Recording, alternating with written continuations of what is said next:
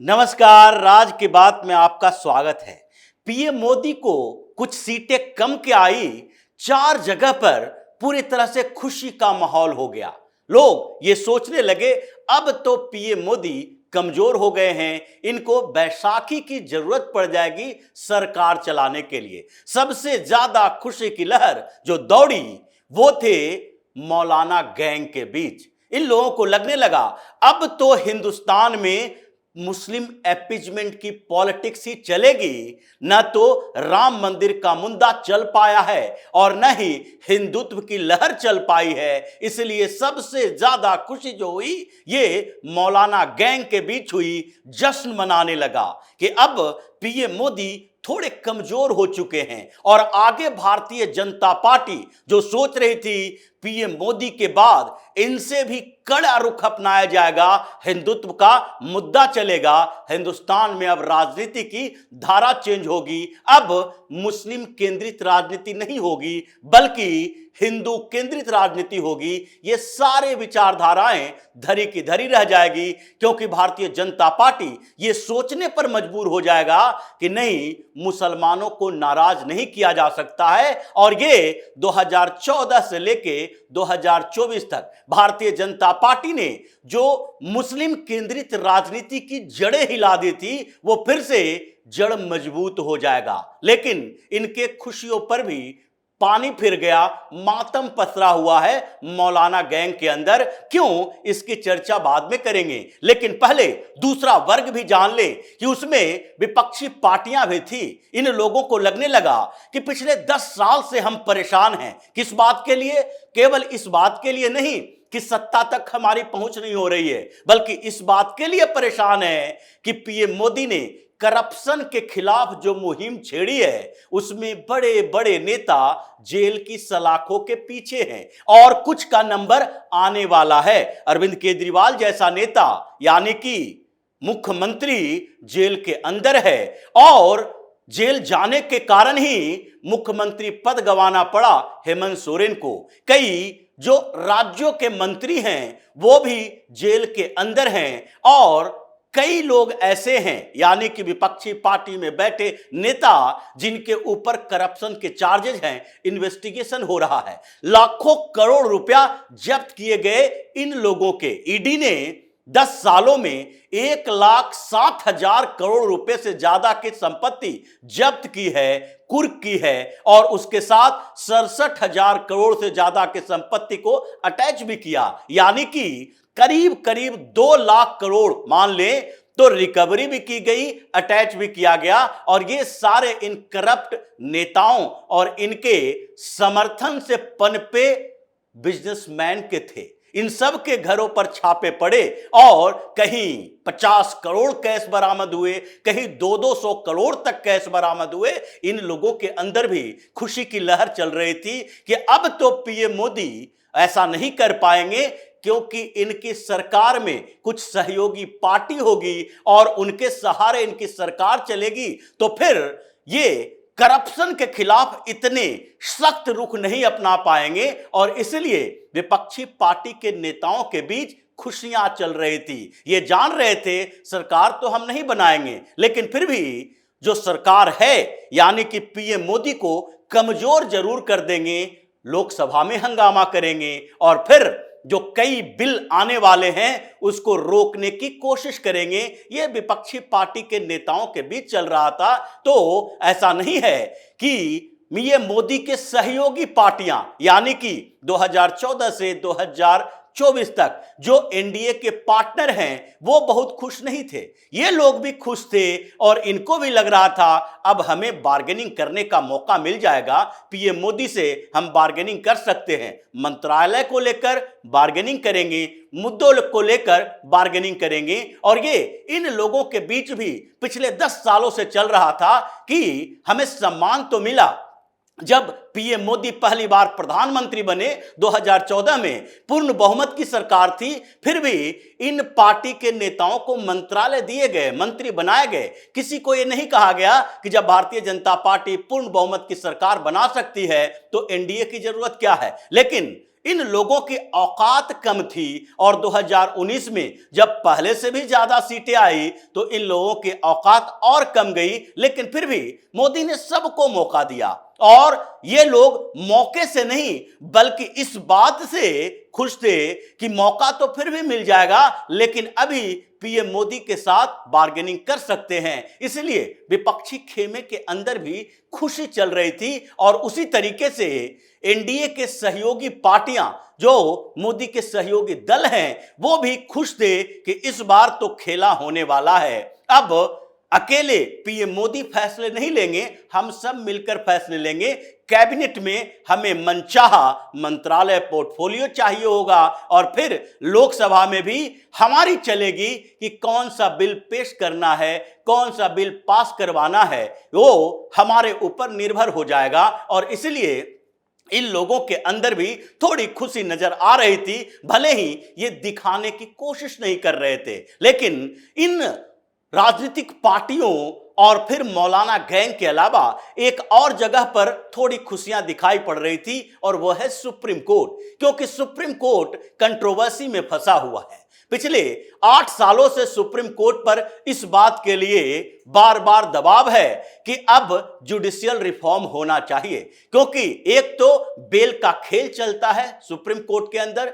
जजों की नियुक्ति को लेकर सरकार हमेशा से सुप्रीम कोर्ट के ऊपर सवाल उठाती रही है कि जिस तरीके से कॉलेजियम सिस्टम से जजों की नियुक्ति होती है उसमें भी परिवारवाद हावी रहता है। कई जज के बेटे जज बन जाते हैं और सामान्य लोगों को मौका ही नहीं मिलता है, चाहे वो कितने भी टैलेंटेड क्यों ना हो। इसलिए एनजेएसी पिछली बार भी लाया गया था और सुप्रीम कोर्ट ने उस एनजेएसी बिल को रिजेक्ट कर दिया। लेकिन फिर भी सरकार में बैठे हुए लोग, यहां तक कि उस समय के कानून मंत्री किरण रिजिजू भी बार बार कह रहे थे कि ये एनजेएसी फिर से लाया जाएगा, इसमें कुछ सुधार किए जाएंगे और ऐसा नहीं है कि कॉलेजियम को अपनी मनमानी करने दिया जाएगा। यानी कि अब जो सुप्रीम कोर्ट के जज थे जो लगातार अपने आप के अपने विरासत को बचाए रखना चाहते थे, यानी कि बीएन कृपाल का बेटा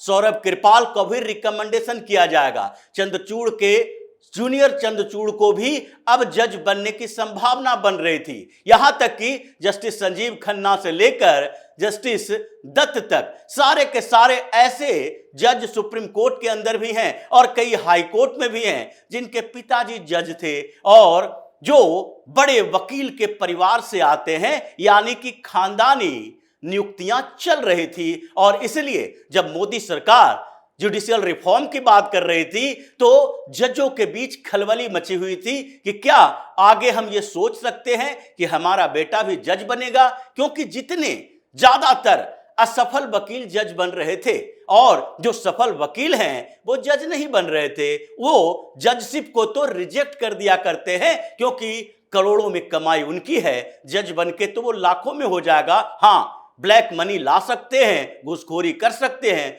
पकड़े जाने की संभावना है। इसलिए अगर लीगल तरीके से ये फीस के आधार पर उनको करोड़ों में पैसे मिल रहे हैं तो फिर जज बनकर वो इलीगल कहां से करें, क्यों करें, ये चर्चा चल रही थी। लेकिन ये 4 वर्ग जहां जहां खुशियां मनाई जा रही थी, 2 दिन के अंदर पीएम मोदी ने सबके खुशियों को मातम में बदल दिया। ये मौलाना गैंग जो चिल्ला चिल्ला कर अपने खुशी का इजहार कर रहे थे, एक दिन के अंदर सोचने पर मजबूर हो गए कि नहीं, ये सरकार कुछ ऐसा नहीं करने वाली है जिसके लिए हम लोगों को खुश होना पड़ेगा। और इसलिए पीएम मोदी ने पहला फैसला लिया और मोदी कैबिनेट मुस्लिम मुक्त हो गई।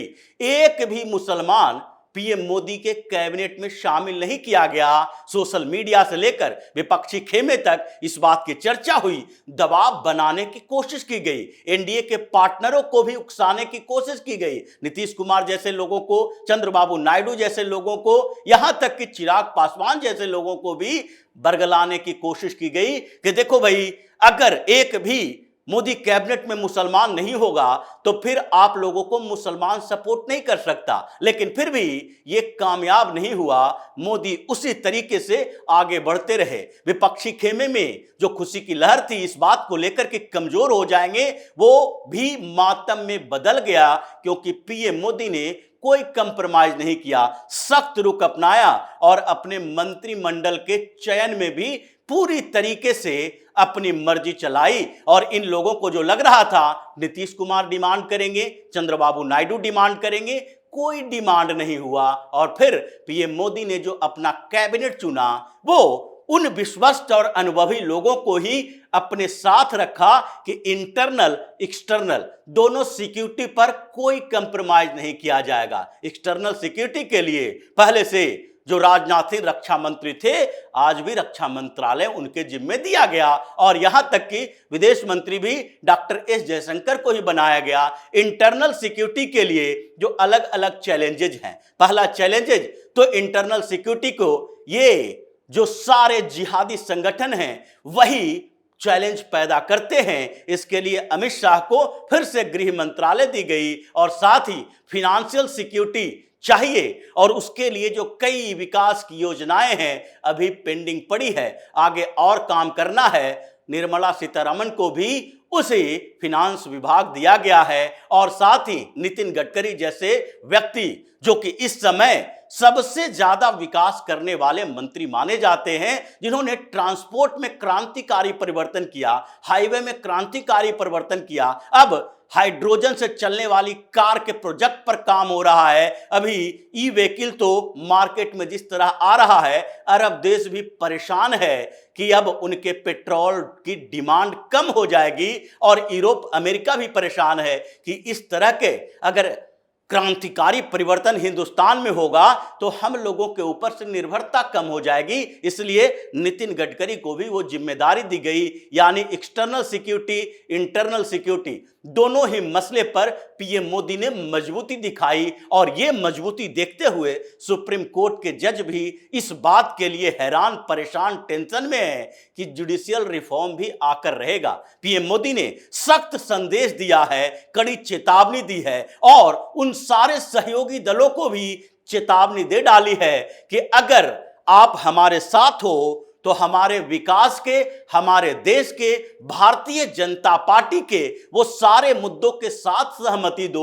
हम हिंदुत्व से अपने आप को अलग नहीं कर सकते, इसीलिए आप सेलेक्टिव तरीके से हमें समर्थन मत दो, हमें पूरा समर्थन दो या फिर हमसे अलग हो जाओ। इसलिए एकनाथ शिंदे जैसे नेता जो कि मुख्यमंत्री बन गए भारतीय जनता पार्टी के सहयोग से, वो उनके सांसद जब ये कह रहे हैं कि हमें कैबिनेट मिनिस्टर बनना था, हमें कैबिनेट मिनिस्टर नहीं बनाया गया, जबकि चिराग पासवान जिनके पास 5 सांसद हैं उनको कैबिनेट मिनिस्टर बनाया गया है, तो सीएम की बात जब चलती है तो यह भी बात चलेगी कि आपके ऊपर कई एहसान किया गया है और इसलिए एकनाथ शिंदे को भी कड़ी चेतावनी दी गई है कि आप अपने सांसदों को संभालने की जिम्मेदारी खुद उठाइए, क्योंकि आपके ऊपर भारतीय जनता पार्टी का बड़ा एहसान है। अगर वो एहसान चुकाना है तो शांति से अपने सांसदों को समझाइए, नहीं तो विधानसभा चुनाव आने वाला है। हम महाराष्ट्र की राजनीति में क्या भूमिका रखते हैं वो हमें जानकारी है, इसलिए अकेले भी भारतीय जनता पार्टी चुनाव लड़ सकती है। आप अपना अपना रास्ता देख लीजिए। नीतीश कुमार जिनको ये लग रहा था कि हम किसी तरीके से बार्गेनिंग कर लेंगे, उनको भी कड़ी चेतावनी यही मिली और इसलिए नीतीश कुमार अब इधर उधर की नहीं सोच रहे हैं। 2 मंत्री उनके बनाए गए, एक कैबिनेट मंत्री भी बनाया गया, लेकिन जो लल्लन सिंह को लग रहा था कि हमें गृह मंत्री ही बना दिया जाए या हमें एग्रीकल्चर मिनिस्टर बना दिया जाए या फिर हमें ऐसे इंडस्ट्री या कॉमर्स मिनिस्ट्री दे दी जाए, ये नहीं दी गई और इसलिए ये सहयोगी दल भी अब सचेत हो गए, इन सबको भी निपटा दिया गया।